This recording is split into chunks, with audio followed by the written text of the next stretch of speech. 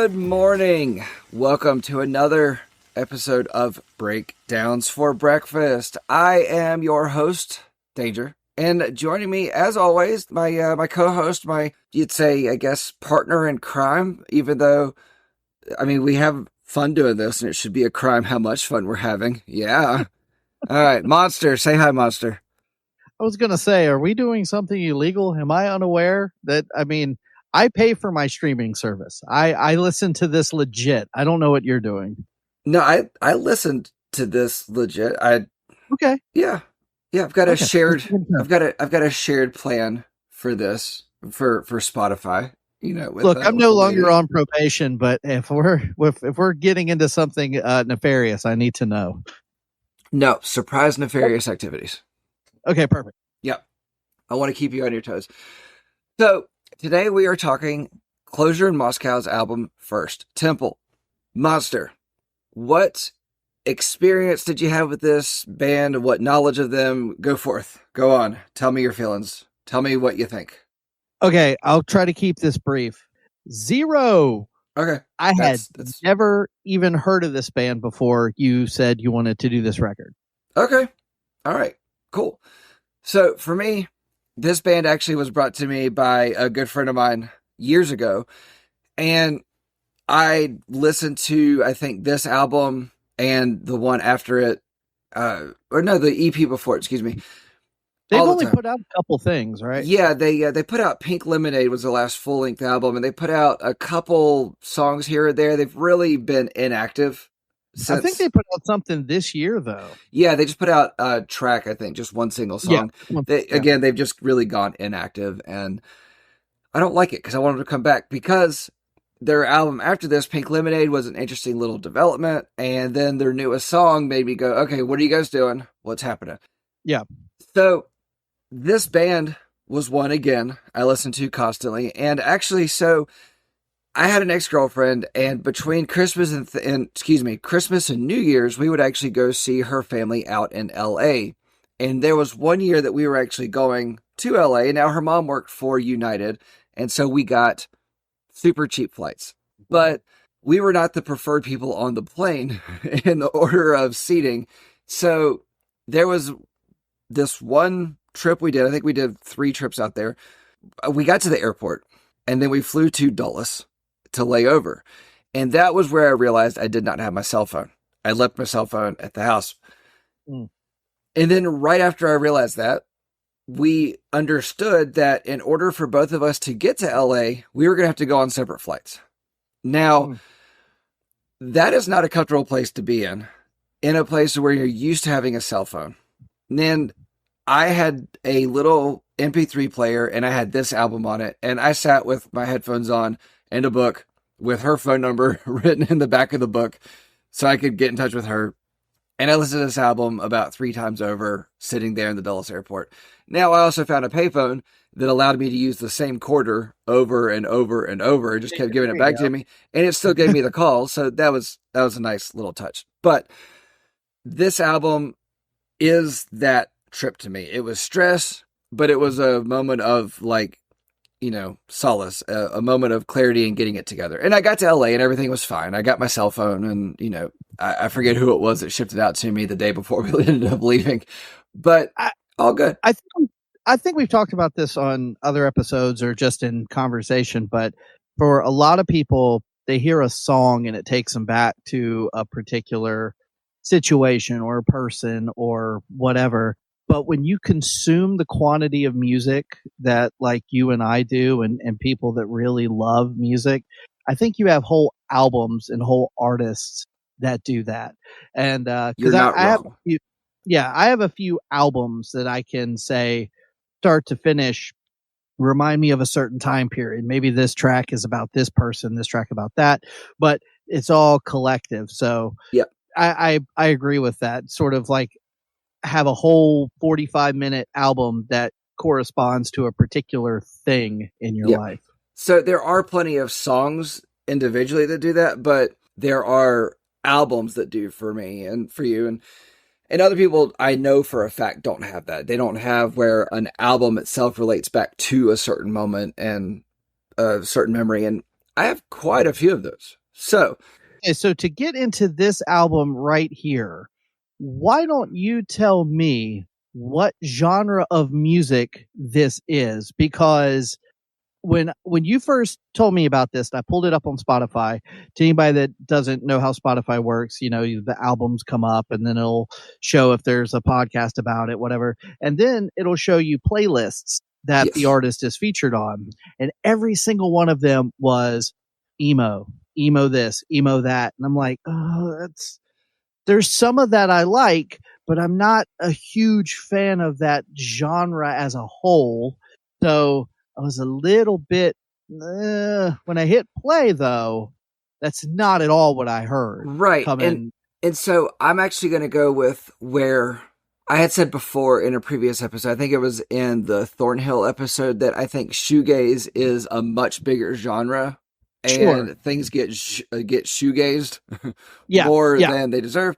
I think emo is the same way with it, where Coheed and Cambria would be considered an emo band, but they're not an emo band. They are just they have an element of emo, so they're too emo for other places, and so things just end up getting put into places just to help people feel better.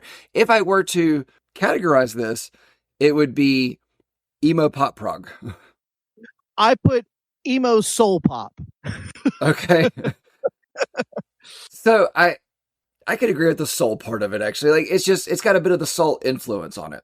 Yeah, and there's one song in particular when we get kind of going track by track that really shows that off. And then when I listened to some of their other stuff, I heard more of it in some of those songs. It's an element there, but I will say, yeah, you got to have the emo qualifier. Like that's definitely in there, and in large part due to the vocals. I think that go on. that's a big part of the emo tag on a lot of this. So I feel like each member of this band is very talented individually. I don't always feel like they come together and make a great song completely, but I do think that each of them have certain qualities, and I think the soul really lays more in the bass of the band.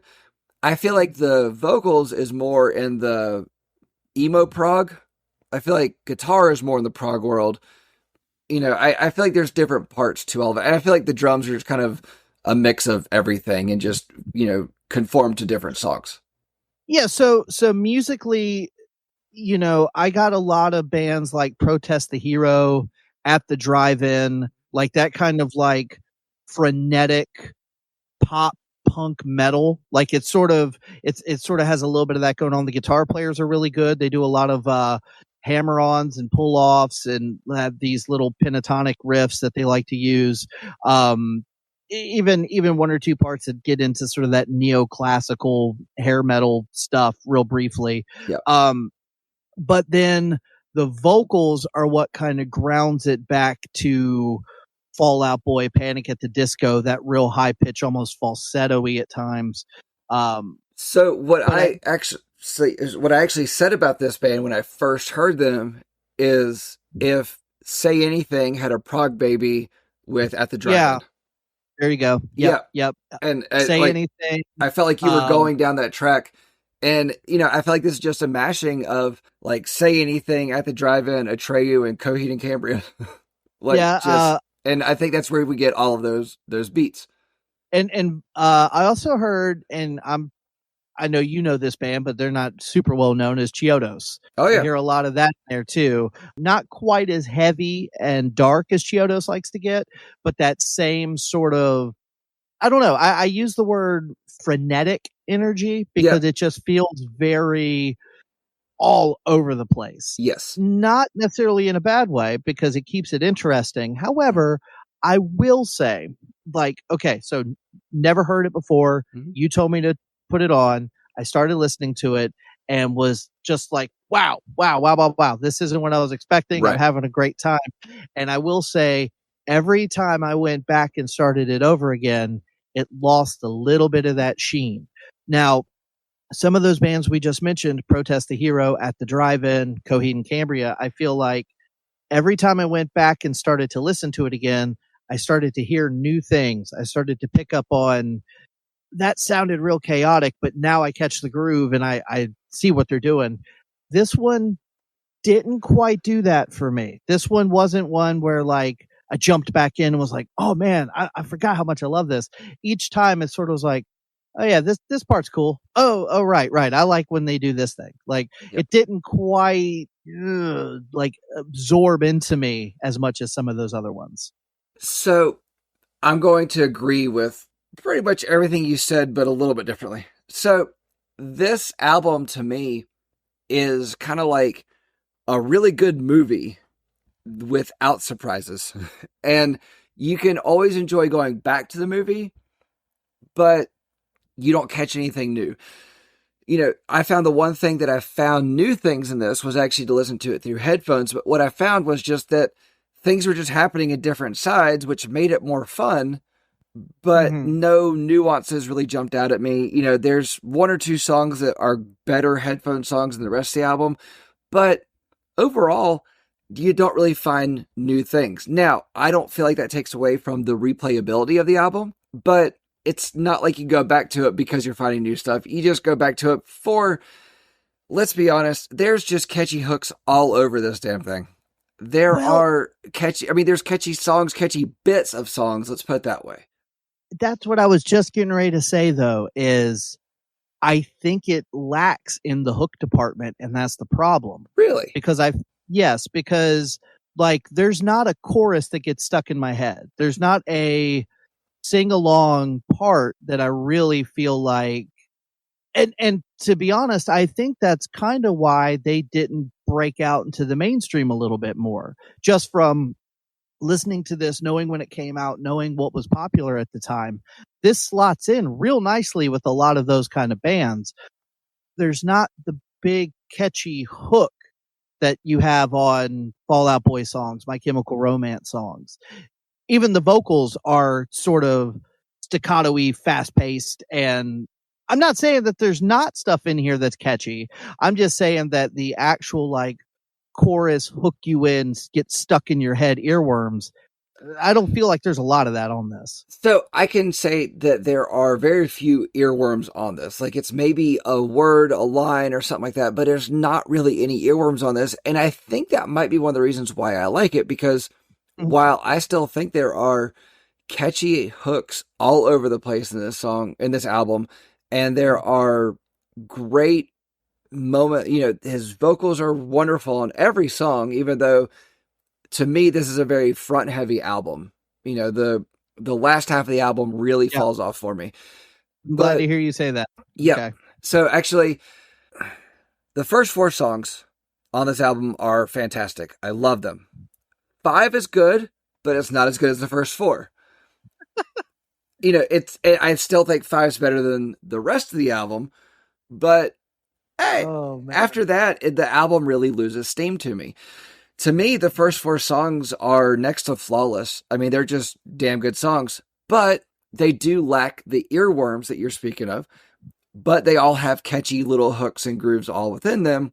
But then I can also put the album down and walk away from it and not have those things live in my head, which I kind of like, because when you get a melody, when you get something stuck in your head for a song, that's what you remember of the song. That's what you think of in the song. The rest of the song doesn't matter because you're waiting for that moment to come up. You may enjoy the whole thing, but the rest of the album kind of loses its appeal because you've got that part of the song stuck in your head. But this album doesn't do that to me. After 5, I pretty much kind of, I don't want to say check out, but the rest of the album, to me, really is a great background album. I have had the album playing in the background. I've had it playing in headphones while I've been doing stuff, and I enjoy the whole thing from a distance. You know, I think that the way they close the album is really a great move. I think the way they open the album is a great move. But again, it's a front-heavy album. Well, since you brought up the first 4 tracks, let's just go ahead and get into sort of like some of the songs themselves. Okay. And so the first song, Kissing Cousins. Yes.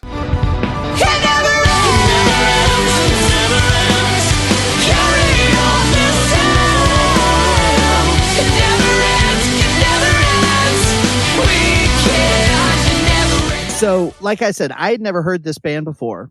You told me to check out this album. I put it on. Before I hit play, I see they're on all these emo playlists and stuff. So I didn't know what to expect. It was highly impressed. Like the guitar playing is above and beyond most of the other bands around this time that were kind of in this genre. There's a lot going on here, and it sort of took me by surprise. I wasn't expecting it to be that complex and again, that frenetic energy. I liked it a lot, and I was very excited to get going into the album. Yeah. So I think it's funny that you're saying that, because you asked me, like, I don't know, 2 or 3 days after we recorded last episode, you're like, hey, do you want to hear what I think about Closure in Moscow? Nope, I'm going to go ahead and guess. And that's pretty much what I thought you were going to say. So, yeah. Okay. All right. So that intro, I love a little like rim shot drum roll, and it does that. From that, it's like every like 4 seconds a new instrument comes in, and then the song explodes. And I tried to find words to put together for it, but the song explodes musically and has a furious flurry of soprano. That's one way to put it. Yeah, but it's like it happens, and it's just, holy shit, what just happened? Yeah. You know, it's great. And then that chorus is really just a smashing of like 90s dance and R&B. Yeah, so that's kind of where I got the soul thing from, but even less the 90s stuff, as much as that second wave of 80s dance, like the Bravery and Killers and Block Party. I feel like that is in there too. Not as much on this song as in some of the others, but I would think that would be a little bit of an influence on these guys too. So the first 2 songs, Kissing Cousins and the next, Reindeer Age.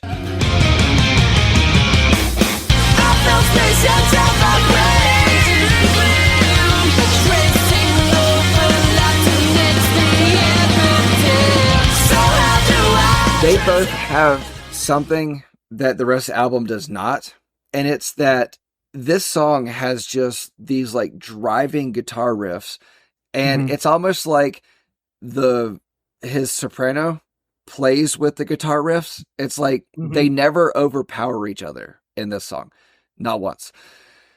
And then to what you were saying, it does slide into, and the reason why I said 90s is because there was a very different 90s dance thing happening than any other time. And yes, the funk elements definitely do come in, but the funky bass just is all throughout this album. Yeah. And that's where I really feel like they carry that funk element in. And we do get a lot of touches of, really 70s funk, and 70s R&B, when R&B was really, coming into and blooming.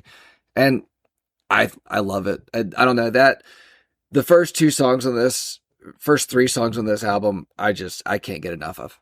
So yeah. So when track 3 starts, Sweet Heart. Well, hang on. Let's talk about Reindeer Age real quick, because I thought you just did. No, I just touched on it a little bit, but Reindeer Age. Because I will say, Kissing Cousins and Reindeer Age, I have in my notes that, like, right this second talking to you, I can't tell you exactly what makes those 2 songs different. They sound different when you listen to them, but they incorporate a lot of the same instrumentation styles and stuff. It's not until track 3, Sweetheart, when I feel like they throw something new at you. So Reindeer Age, I really feel like follows Kissing Cousins in a great way, to where it feels like it's one big track, where but it doesn't get tiring. And that's one of the things I do want to say about this band is I feel like they have plenty of prog elements in there, but they don't take forever to get to the point. I mean, the longest song on this album is 4.5 minutes, which is not a really long track. I mean, it's a longer song, but it's not a super long song. Most songs are 3.5 minutes, but none of these songs feel like they take a long time. Yeah, and when you've got a band like this that has that frenetic energy and that really just kind of all over the place spastic, tonality to it, it can become tiresome. But I think the reason that this album doesn't really get to that is due in large part to the vocalist, because there is no screaming, there's no metal vocal, it's all clean vocal. And if there was screaming, I think that would wear you down faster. I think that screaming would be something that isn't needed on this album as a whole. Same. I feel like the vocals are fine on this album. I've always been a big fan of super heavy music with clean poppy vocals. Mm-hmm. And this isn't necessarily a pop vocal. This is more of the emo, scene vocal that was kind of happening at the time. Right. But I still prefer it to the screaming that you would hear other bands do over this style of music. I love a good scream. I love a good screamer, but it has to be well placed. Yeah, it has to fit. And I think that the vocalist in this band is kind of, amongst other things, just another part that makes it, stand out. It's like you said about Kohi, that the vocals aren't a hurdle, they're an asset. And yeah, they're not a bug, they're a feature. Right. Sorry, I just picked the wrong words. No, the analogy was the exact same, just the words weren't as cute. Right. So I think it's the exact same on this, because I understand that his voice can be off-putting, but I think his voice is less off-putting than, Geddy Lee or Claudio. And, sure. But it works. So now let's talk about Sweet #Heart or Sweetheart.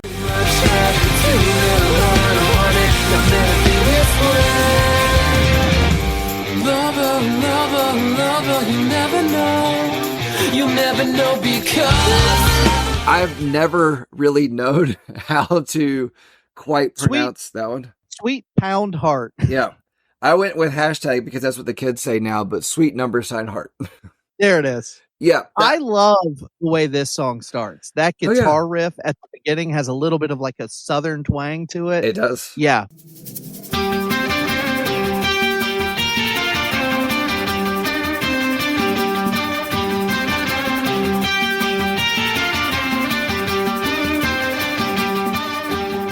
Where do you know where these guys are from? Australia, Melbourne. You and your Australia bands, I tell you. And actually, I never really put it together until I was diving into this one. But I was like, I'm listening to a lot more Australian music now, I guess. I really like the way this one starts. Mm-hmm. I like the guitars on this one. It still feels like the same band. It's congruent with the first two songs, but it has a little different pace to it. And I like this one a lot. So there was actually something about this song that I saw a while back, and I wanted to find it again and put it in here, just because I feel like it's a great descriptor of this, that it cuts like a buzzsaw, not like a jigsaw that's cutting you apart. And because it's like this song, kind of comfortably puts you on edge, but also at ease. It's just, it's great. I mean, it's one of the catchiest songs I've ever heard. But I can't tell you a thing about, I cannot repeat any of it to you now. And it does have really strong hooks, but the riffs on it, it's just every part of this one, again, the first 3 tracks on this album are great. They're just damn good songs. I don't know. It's hard to put too much more into it because like you were saying, they are all over the place. They have so many things. Yeah, it's hard to be like, I like this song because it does this real crazy guitar riff at this part.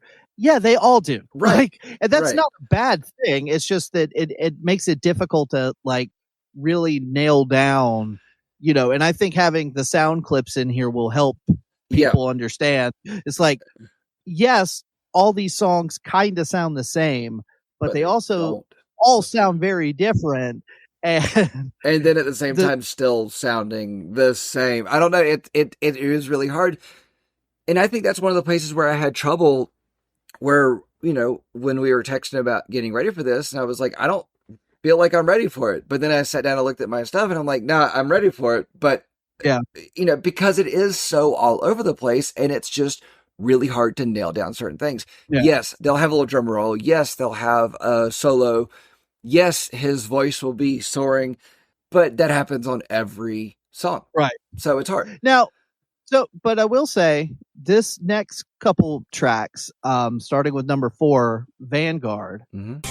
You ever speak that name? Break the very tenets that you spit in my face. Now I'm ready to obliterate. So send me all your preachers and I'll put them all to shame. I felt like this one, again, mix it up a little. It starts almost Van Halen-esque in a way. And this is where I really heard, I put in my notes, this one gives me a little bit of that sassy 80s resurgent sound. Yeah. This is the one where I really heard the Killers and Block Party and the Bravery happening, but it still has those neoclassical guitar riffs that the guys like to do. And it even has this little like rock and roll clap drum breakdown thing happening. Yep. Don't just let him rock this town. I couldn't do that even if I wanted to. Don't just let him rock this town. I couldn't do that even if I wanted to be saved. So this one stood out to me a little bit more. Yeah, so Vanguard does jump out. And I read an interview with him, with the lead singer, and he said something that I went and found again because I wanted to put in there. And he said that this song was an exercise in thesaurus masturbation. Because if you actually break down, if you look at the lyrics, he doesn't really pick common words to put in for things. And No. And I understand why, after reading that before, is like, okay, yeah, he really tried to stretch the words and pull different stuff in. And that's fine. That's cool to me. This has one of the poppiest choruses on the entire record.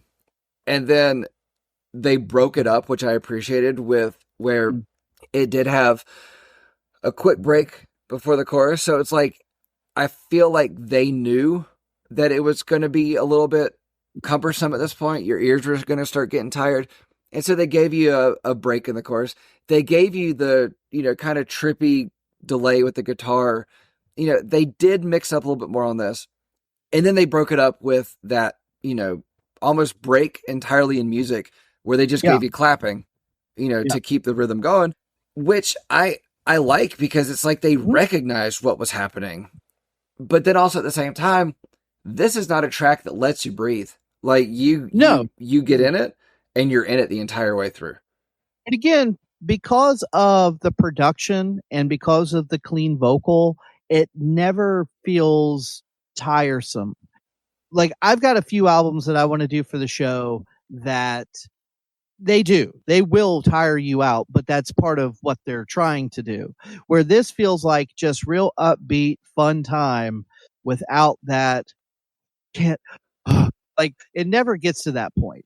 So let's talk about the production of this album, because the production of this album, I think, is a great and wonderful thing. Most of this album was recorded at one of the guys, I don't remember who, one of the guys' parents' barn. I can hear that. And so it's still, the production on it is still very clean. Sure. I love the production on this album. But you also hear that they are in a space where they're enjoying themselves. They're having fun. One of the songs on here, when we get to it, I'll jump into it. It's about a fun night out. So this album was fun to make, and you can hear it in it. And I think that's one of the things that jumped out to me about, and I didn't even know that until digging into this, that's what was going on. Like I knew that they recorded part of it at one of the guys' parents' barns, but I didn't realize how much they did.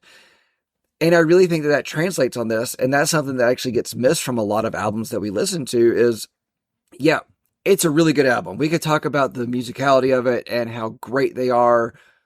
But if you're not in a fun space, if you're not having fun making it, then that doesn't translate. And it definitely does on this album. And I think that that's why I like it so much.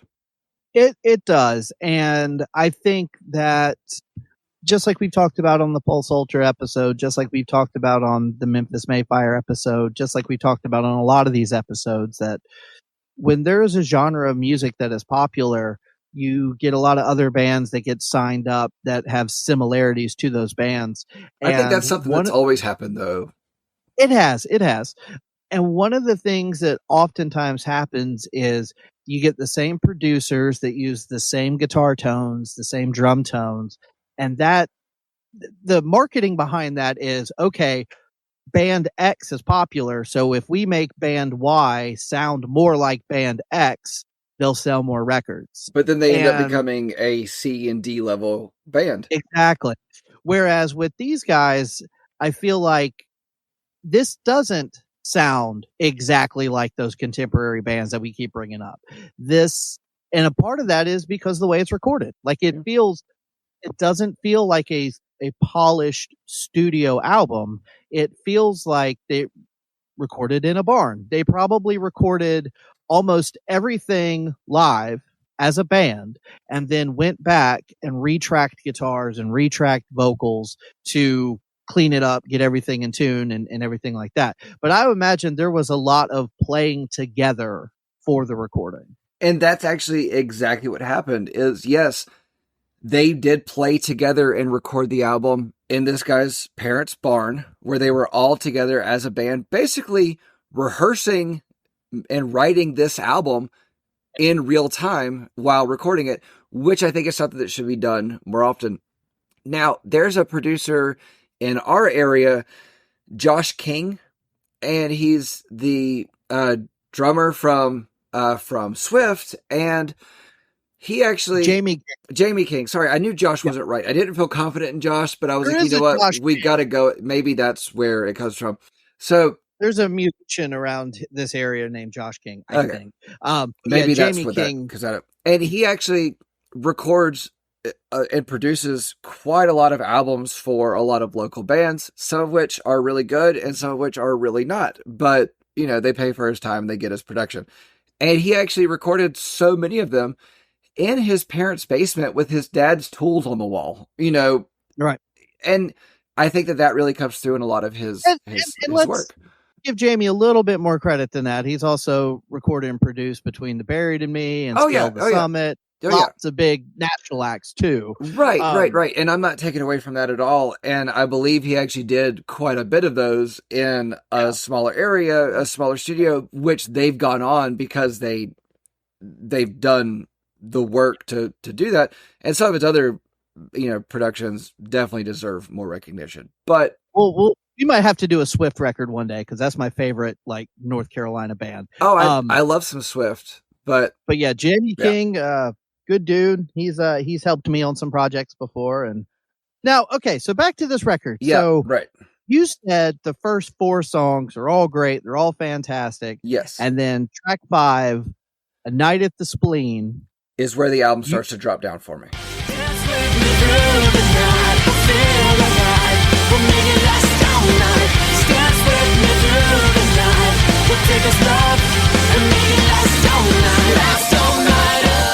I think it's still a good song, and I really like this song, but it's not as good as those first 4.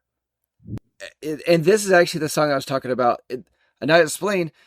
There's a bar in Melbourne called The Spleen, and this song was about just a serendipitous kind of night where everything like flowed together, had good people around. The band had a blast out at The Spleen. A Night at the Spleen.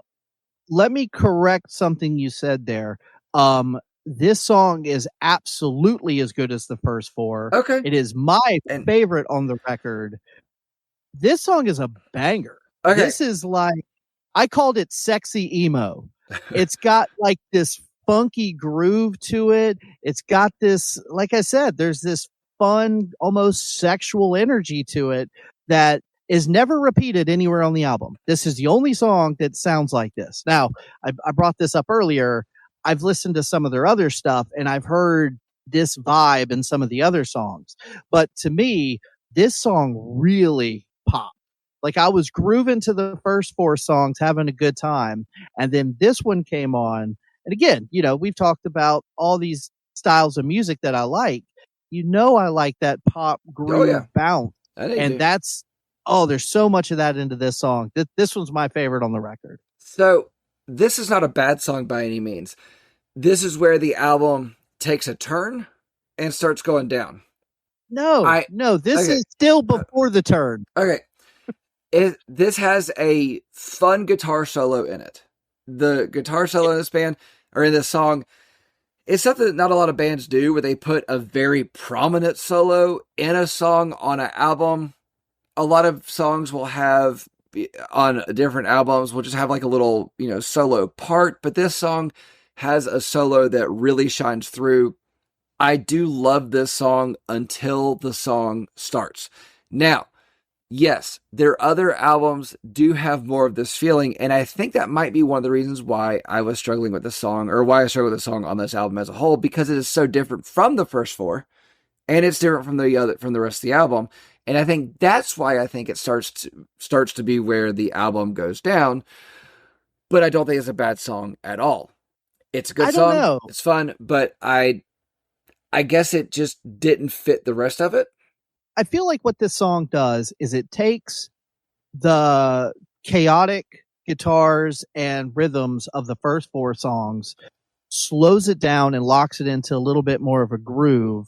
And again, as a musician, kind of like picking out the instrumentation, it feels like the first four songs, just with a different groove behind it. So it didn't feel out of place to me. And yeah, just that groove feel felt really good right here. To your point about the album starting to shift, I agree with you. I just think it starts after A Night at the Spleen. I think that starts with track 6, I'm a Ghost of Twilight. I'm a ghost of twilight, running in a night no day, with the 1 foot treading sweet rapture and 1 foot in the grave. Okay. I don't hate this song, but this to me feels like a different band. Okay.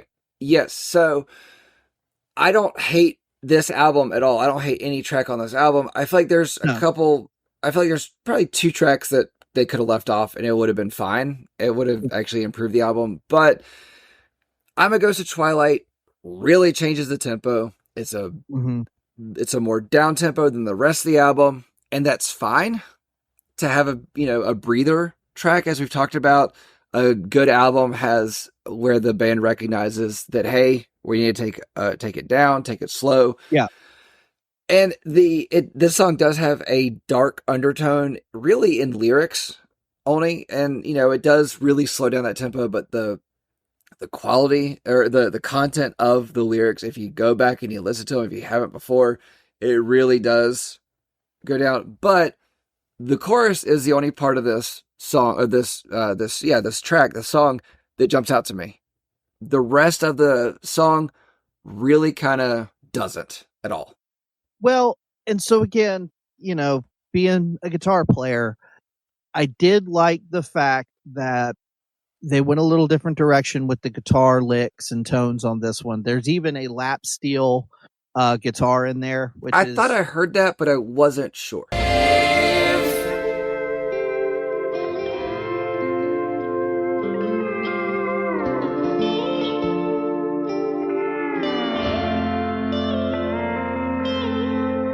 It's not the kind of thing a lot of emo bands are going to be throwing out there. No, but of course, Yellowcard had a violin. That's not something. Sure. And a lot of bands do that kind of thing. And I don't want to say a gimmick, because I like Yellowcard, so I'm not calling that the violinist a gimmick. There's another band I really like called Siamese that have a violinist / piano / auxiliary player almost. Hey, Circus Survive has a cello player. So, yeah, see? If it works, cool. It works. But I feel like this is just the guitar players in this band stretching their muscles, just being like, hey, let's, not only can we do these staccato-y, hammer on, pull off, kind of riffs, we can also do this real chill, almost twangy country song. I didn't catch country twang, but I can see that. But go on. This one feels very like Western, more Western than country. That's fair. But very twangy, very jangly. The guitar tone has that jangle to it. I like this song. This felt like okay, we need to cool off a little bit. The first 5 songs are all pretty upbeat, so we're going to cool off. Yeah. And if this was the cool off and then it picked back up, I'd be okay. But it goes from cool off to Cool down. ice cold frozen. Yeah. Well, literally, the song is called Permafrost. Right. With a song called Permafrost.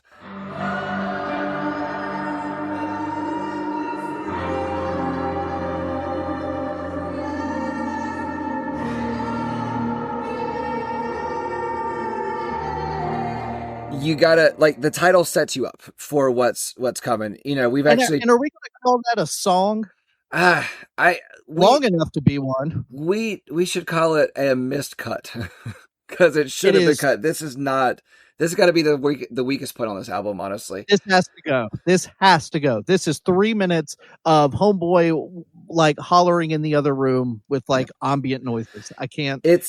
It's acoustic guitar with atmospheric synth and him yelling from a different room. Those were actually my notes I had on here, and I actually had this as a filler track. That's what this is, and it needs to be there. It's fine, but it's a fine song for when you're not paying attention.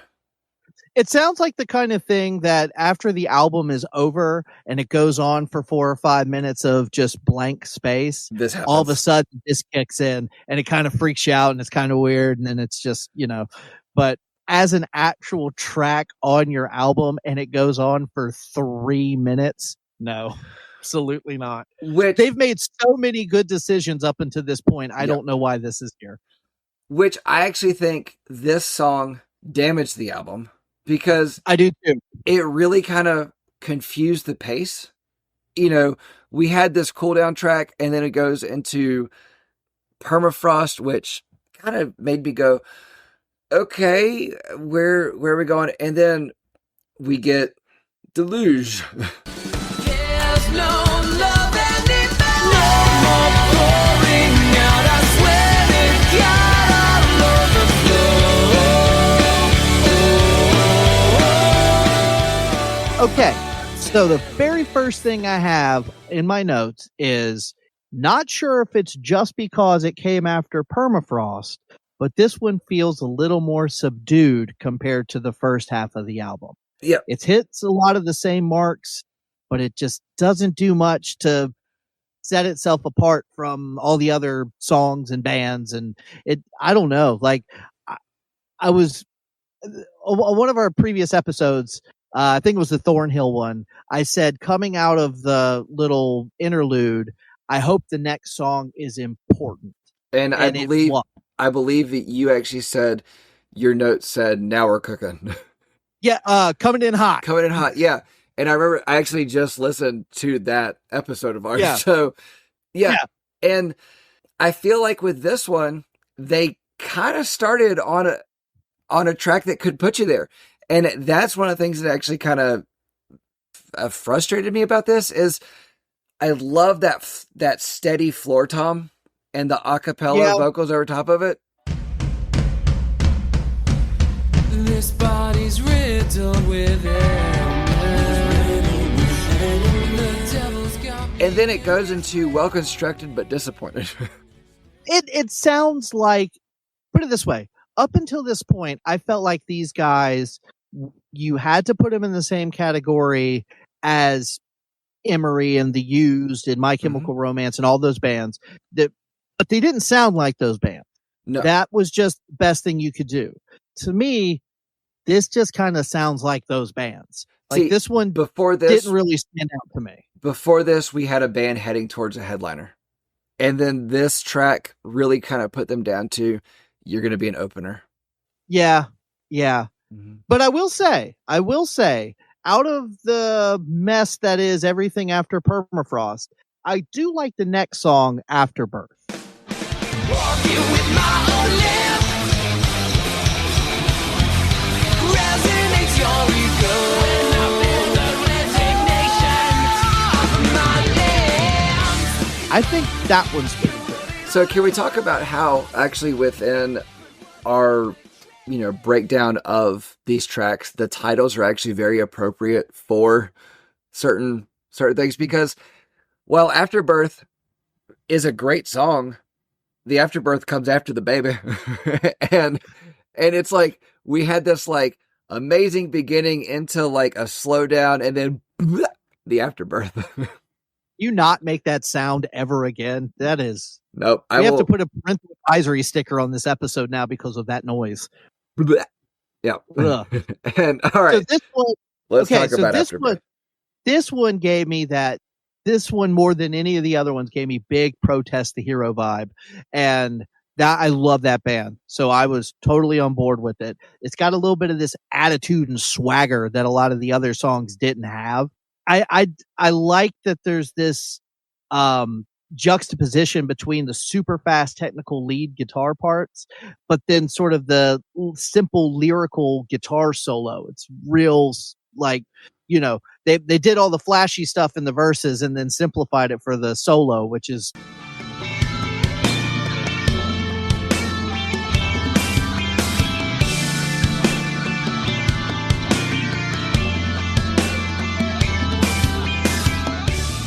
kind of a neat play on it. I liked how you put that. How'd you say it? The vocal guitar. What did you put in there? So okay, so let me clarify something about my guitar terminology. So as a guitar player, I'm not any good. Okay, so you're not bad. You're not bad. I mean, I've heard better, but you're not bad. You know? Sure. I would.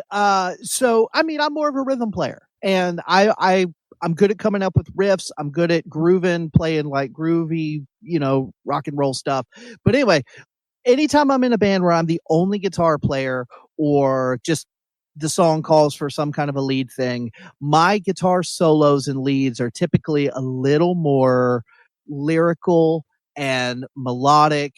And I approach it almost like a vocal melody because, yeah, I can do a little bit of tapping. I can do a little bit of, you know, cool bends and whatever, but I'm not that super technically proficient when it comes to leads and soloing. So I like a guitar solo that is simple, that does get stuck in your head like a vocal melody. And I feel like Afterbirth, for as technical as the guitar players are all over this record, but in the verses of the song, they then kind of slow it down for a more like lyrical style solo. And I thought that was cool. I like that they did that. No, and I think that's interesting because I actually hear a lot of guitar solos in lyrics and vocal melodies. And I actually will kind of hear a vocal melody as a guitar solo, you know, and I didn't know anybody else heard that. I just always have. Yeah, like a lot of my, and we'll actually, little future cast here, we're going to do an album that I play guitar on. And when we do that, I will explain very clearly, like, that's a guitar solo that I play. Like, that's the kind of guitar solo that I can do and feel real comfortable in. But the guitars on this album in general, but especially on this song, God, just, I love the guitars on this song. So I did say before that the album is very front heavy. Yeah. But this song is a pickup to me. It is. It's like if I were to give you a visual representation of the back half of this, it would look like the New York Stock Exchange. It would just be going up and down because it's like the lows fell pretty low here, but this one shoots up and then it drops back down after this. But this one is where it's almost like they're doing a melodic prog rock here in this. And I like it. I like it a lot. And the guitars really jumped out to me on this. It was, you know, jazzy, but not too, and then funky, but not too. And I don't know, it was really well crafted. It's a little jagged, but it's not. And it hurts, but it feels good. And again, and I think that a lot of those emotions that you're feeling comes from the fact that they are all in the same room playing this together. Now, I 100% believe that they did after that was scratch tracks. They got what they needed and then went in and filled in the gaps and tightened it up. But I feel like part of that jaggedness comes from the fact that the drummer didn't go in and lay down the drums. Yep. Followed by the bass player. Right. followed by the guitar players. Like, it feels like they were recording as a group.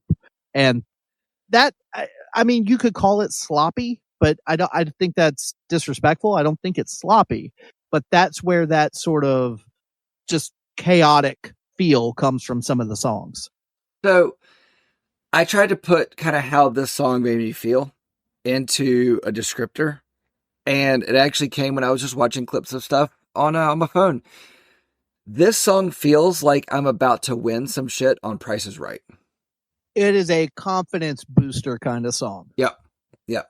I get that. This song should go on my playlist to get like energy to get prepared for something. You know, if I was going out on dates, it would be on the playlist for it. So, all right. And that's the end of the album, folks. There's no reason to continue. We'll stop there. Nope. It's not the end. It's not the end. So No, it's not. After this comes a fall. I don't know how to pronounce the first word. I don't know either. I knew you were stalling because you didn't know how to say it. Ricabo message? Jeez, that can't be right. I was going to say Arcibo.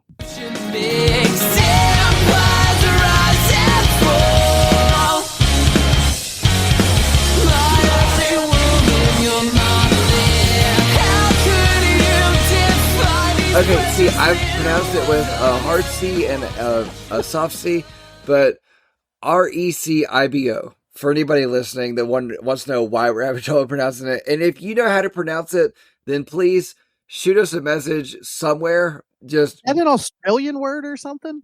I guess so. Okay, and so I had to find why this song sounded so different. And so I'm just going to, okay. What the lead singer said in an interview, the key change at the end of the song simply came about because we wanted to do a Fleetwood Mac version of the chorus instead of retooling the whole song around that idea. We figured we would do it the lazy way, Beyonce Love on Top way. We should have probably gone up another 165 times like she did too. And so that's why this song actually doesn't work. It's because it's a lazy song. This is a great background cooking song, but that's the only place I found where this song actually felt fine because there's too many changes. They tried to go lazy on this one.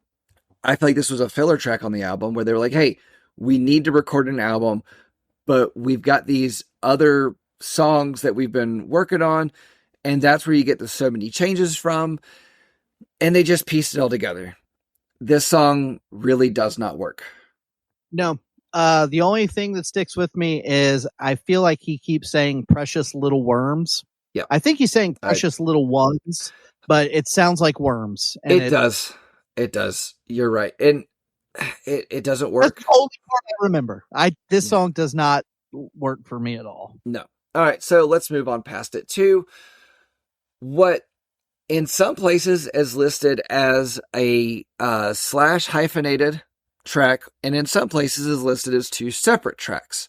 So, couldn't let you love me / had to put it in the soil.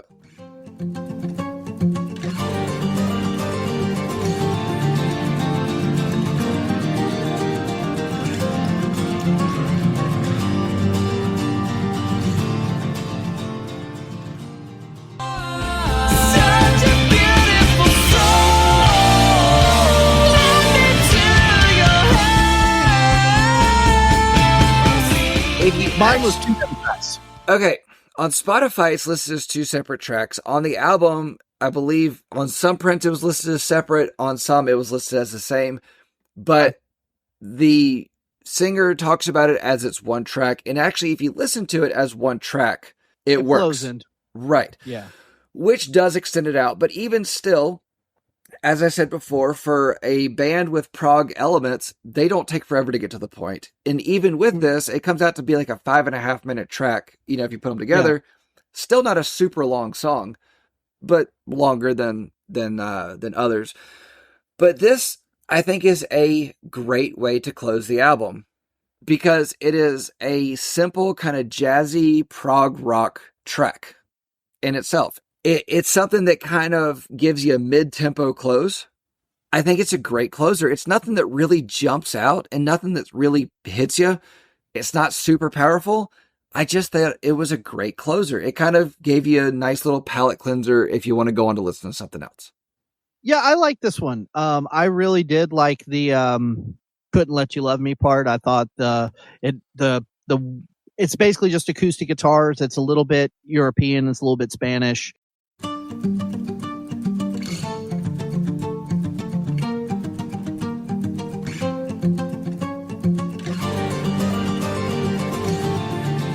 It almost sounds like the start of a Dragon Force song, and I kind of dig that.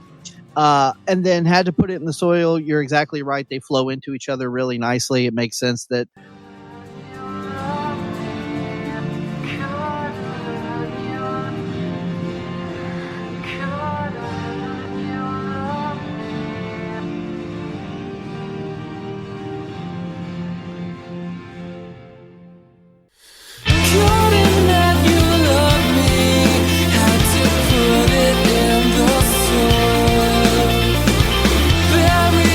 this could just be one long closing track, and I think that would be just fine. The one thing I really, really did like about this last song is for an album that I would think most people would say the highlights of the record are the guitars and the vocals. The album ends with bass and drums. Yeah. And I thought it was a really cool way to end the record. Originally, I had in my notes that I would remove Permafrost and put the little Couldn't Let You Love Me there. But I really do think Couldn't Let You Love Me and Had to Put It in the Soil have to touch one another. Yeah. So I think ultimately I would probably just take out Permafrost and maybe, our Scar Gazebo message, just do away with that and altogether. But no, I think this is a good way to end the album. I do. So we've talked before about how certain albums, like track listing, is just out of order. If you had a different track listing on it, I think it was actually the Thornhill episode. We talked about that a lot. And I've actually gone and put the track listing in the order that I think, and I think the album actually works a lot better. Put together a little playlist for that. But I don't think that this track listing is out of order. I just think there's some tracks that don't need to be in there. Like, this is a 12-track album. Make it a 10-track album. Yeah, it's a little bit shorter of an album, but it's going to work a lot better. Because even that Couldn't Let You Love Me and Had to Put It in the Soil, Couldn't Let You Love Me is 1:07. Had to Put It in the Soil is 4:27. Even putting those together, it's not 6 minutes long, and it's fine. It's fine. And on an album that has prog elements and has been really fast, tight, and concise this whole time, ending your record with something a little more experimental that still, harkens back to previous tracks, I think that's fine. Yeah. And I think that, I agree. I think that I want to choose my words carefully because I think these guys are really, really talented, and they were probably pretty young when they did this album, but I think they got a little bit full of themselves and were sort of like, let's just do all this weird stuff because we're so cool. Like Permafrost makes no sense to me. Like, I don't understand who thought that was a good idea to put in the middle of your album unless it's very intentional, and then you get into this whole pretentious, like, the second half is a moodier, darker record that we needed to separate. Okay, don't do that. Like, I don't know. I feel like Permafrost on the whole vibe changed. Yep. And I feel like had that song not been there, I wouldn't have even noticed. I would have been like, okay, we're getting to the back half of the album. We got some slower tunes. We got, Afterbirth is still a banger, but we're getting to the back half. We're switching it up and slowing it down a little. But because that Permafrost is there, it just completely colors the way I feel about the back half. I feel like Permafrost should have been a live track, a live song. Like, hey, we've got this song that we really like, but we didn't want to put it onto an album, but we still like playing it. Could have been the intro. That could have been the lights are down, the curtains down. You got the weird ambience lighting. Sure. Yeah. But the sound guy has turned off the NSYNC and Britney Spears to keep the crowd happy because everybody loves those now. And then Permafrost comes on, it plays, the band comes on to finish the song, and then they go into the concert. Yeah. Okay, I can get behind that for sure. I don't think this needed to be a 12-track album. I feel like a 10-track album, take off a few, and you've got a solid album. Just Now, through. And we've talked about this before and will on other episodes, I'm sure. To me, an album is at least 10, 11, 12 songs. I like a good 12 or 13. That's kind of where I'm at. But I also respect the band saying, look, we've got these 7, we got these 8, we're going to put it out. It's going to, we can release 3 or 4 more as a B-side collection or whatever. To me, this could have very easily been one of those things, and it would have been kind of just a spark. It would have been something that really stood out amongst their peers. I think you take the first 6 songs and put Afterbirth somewhere in there. So now you got 7 songs, and you end with that I'm a Ghost of Twilight. So there's your slow down, your kind of weirder vibe, but you've got 6 bangers followed by that. You've got an EP that I feel like is untouchable. An EP that's going to get attention. Yeah. And now, but instead what you end up with is this collection of great songs with clear filler smashed in there. And even according to what you said, even some of the guys in the band recognize that there's some laziness and some filler here. That's not good. No. And that's not the kind of mentality that is going to break you amongst your peers. Right. And I think that's the main reason that I think this didn't quite reach the heights of some of the other bands that are of this genre. Right. And I mean, if the band is recognizing it, if they're admitting it, the fans, the listeners are obviously going to hear that in it. Is this a bad album? Not by any means. Not at all. I think it's an album with some misplaced steps, but I love this album. To this day, I'll still throw it on. And yeah, that first half of the album definitely jumps out more. Back half of the album definitely drops off. But like I said, it's got some peaks in it. And I do like the way it closes overall. I do. I do too. Speaking of closing, do you want to give me your assessment? Sure. So you can hear all the influences in this album. You can hear the emo of Emery, the guitar worship of Protest the Hero, that modern 80s synthwave revival of bands like The Killers. And it could have sounded like a sloppy mess, but it never really does. Some songs are stronger than others, but these guys managed to put out a record that slotted in nicely with their contemporaries while sounding wholly different. The hooks aren't quite as defined as you hear in bands like Fall Out Boy and My Chemical Romance and some of the bands that came just a few years before them. And because of some of their choices, I see why it never reached mainstream success. However, as a musician, there is a lot to love here. There's a lot of unique ideas and original songwriting tricks. I was a pretty big fan of a lot of the other bands in this scene, and I'm genuinely surprised that this passed me by without me ever hearing it. But I'm glad I have now, and this is a band I will revisit from time to time. 1 to 10, overall, I give the album a 6. 6 is fair. I mean, I'm honestly a little surprised that you didn't hear this band either. I was a little surprised when you told me that you had never heard them before. And I think a big part of it is because they did kind of hit the scene. And I feel like this is one that is a like B, C level band that deserves to be a little bit higher. And they do bounce and groove that you like. At this juncture in my musical career, I was playing in bands that we were really big influenced by bands like Fall Out Boy and My Chemical Romance, Coheed, like that kind of style. And so a lot of those B tiers, like your Silversteins and your Seosins, I was hearing a lot of that stuff too. I didn't necessarily gravitate towards all of it because that's not my preferred genre of music, but I was familiar with a lot of the B tier and the C tier and like Autopilot Off and like bands that you had to be kind of in to even know they existed. Yeah. Because there was no radio station that played emo. No. And I've got one of those BC tier bands that's one of my all-time favorites, and I'll save that for a later episode.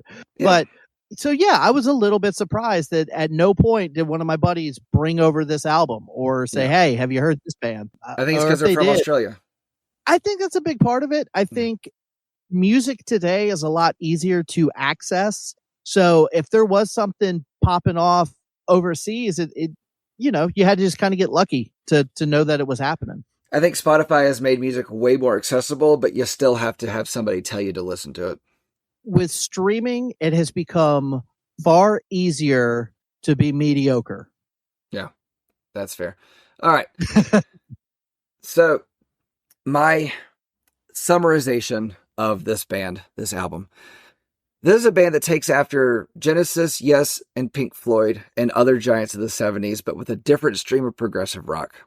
Some would say one that originated with the Mars Volta. I'm going to say one that's originated with At the Drive-In. The music is that of complex arrangements, high energy, and at times absolutely insane vocals. First Temple features 12 relatively concise tracks, being a prog rock band without taking forever to get to the point. The tempos and arrangements play well against the quieter sections utilizing acoustic guitar and atmospheric synths. I think I want to be slightly more on board with this album than I actually am, but really the only issue is that not every track works entirely on its own. The tracks that do work extremely well. They blend technical musicianship with a plethora of hooks. This album is generally fun and is accessible, and you aren't mad if the album is accidentally left on repeat. I gave this album a 7. Yeah, that sounds about right. Yeah. So came in about the same place. Yep. All right. So that puts us at a 6.5 for this album, which puts it above Caroline's Spine. No, excuse me. Puts it right above OK Computer at 6.25 and right below Ongoing Concept. Their album Places at 6.75. So can't be any more in the middle of those two albums. So wow. Yep. I'm glad you're keeping track of this because I'm glad. I want to, as this goes on, it'll be funny to see how this all pans out. Yeah, and that's one of the reasons why I want to do it, because it's really interesting to see, like, we take an album and go, okay, this is what we think of it. This is the score we gave it. Does it belong there? Right. You know? Right. Yeah. So, like, I understood why certain albums fell in certain places, but I feel like this album is better than Ongoing Concept. I honestly, there's a lot of the same beats. Yeah, a lot of the same beats, but between the two of them. Yeah, but I would listen to this album more than I would listen to Places. Yeah, I would have to agree with you on that. Interesting. Yeah. So, all right, what album are we talking about next week? So next week we are going to talk about the album Memento Mori by Flyleaf. Okay. I am very excited to talk about that one. All right. Well, we will we'll dive into that album next week for sure and listen to it all this week. I've already listened to it a little bit, just tried to prepare myself for it, and I realized I've actually heard it before, but it's been a long time. Well, and that was one of the reasons I wanted to do it, because I think so many people have heard their first album because they had a couple of pretty big hits off of it, that I don't know that as many people have heard this one. And so that's kind of why I wanted to talk about it. Yeah. No, all good. All right, cool. Well, thank you for listening to this episode of Breakdowns for Breakfast. If you have a suggestion for an album that you'd like to hear us discuss, please shoot it on over to dangerandSarge@gmail.com, or just go to the internet and make some smoke signals. I don't know. Yeah. So, all right. Thanks for listening. Enjoy your day. Bye. Later.